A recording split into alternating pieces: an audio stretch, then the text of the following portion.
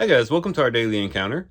In Job chapter 35, Elihu is really rebuking Job for his self-righteousness.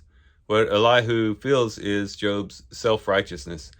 He felt that Job was ignoring his sin and therefore not really dealing with the root problem of his afflictions. Now, Elihu seems to be wrong in his assessment of Job in thinking that Job is self-righteous, because we found at the beginning of the book that even God himself testified several times that Job was a blameless person. And so, of course, this affliction that was upon him was not due to any sin that he had committed, which is what Job continually says. Yet Elihu takes this as self-righteousness.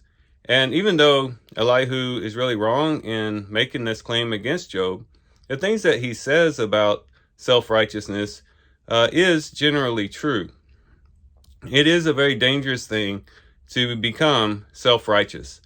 That is, when we ignore sin in our lives, or maybe we live under deceit and lie to ourselves to say that we are okay in the lifestyle that we're living or in the decisions that we're making, and we think that we are right in our own eyes, and we maybe even justify even in those things that maybe we do recognize maybe aren't exactly the best decisions or the best actions. We justify ourselves and we look on ourselves with self-righteousness and feel like we're okay.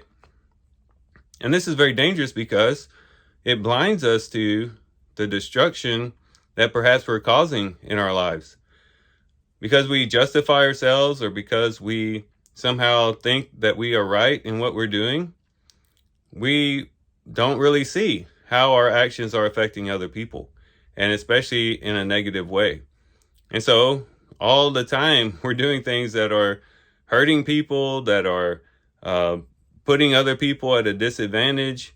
And in doing so, we're living under this cloud of self-righteousness, and we're not able to clearly see exactly what we're doing wrong that is causing such hardship on the people around us.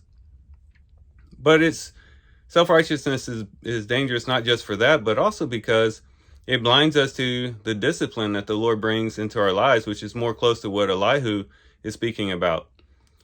That is, God disciplines us because of some type of activity that we're engaged in. And typically we can know because it'll be some type of hardship directly related to that particular action that we're engaging in. And because we justify ourselves, because we think of ourselves as okay, we continue under the discipline of the Lord, and we completely ignore the fact that he is correcting us, and therefore we continue on down the path. And it might even be that the Lord has to become even more severe in his discipline in order to finally get us to wake up and to realize that we're doing something wrong.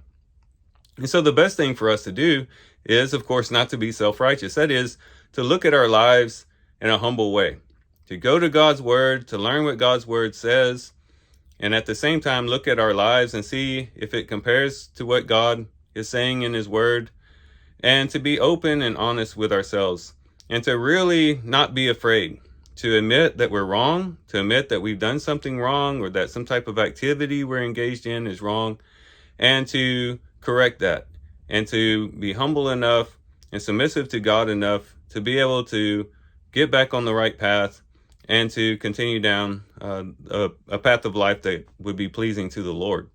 And so this chapter in the book of Job should encourage us to guard against self-righteousness, not to look at ourselves in pride or in somehow justifying ourselves, but in humbling ourselves before the Lord, submitting to his will, submitting to his word, opening up our lives to him for his examination, and then making corrections along the way as necessary. In doing so, we will, one, not be so destructive towards other people, but at the same time, we will avert ourselves from the discipline of God, and we'll be able to live a more joyful life before him and be able to openly and unreservedly dwell in his presence. So here's some things we can think about as we do our reading today. With that, guys, I do thank you for watching the video today. Hope you guys have a great day. Love you guys. God bless.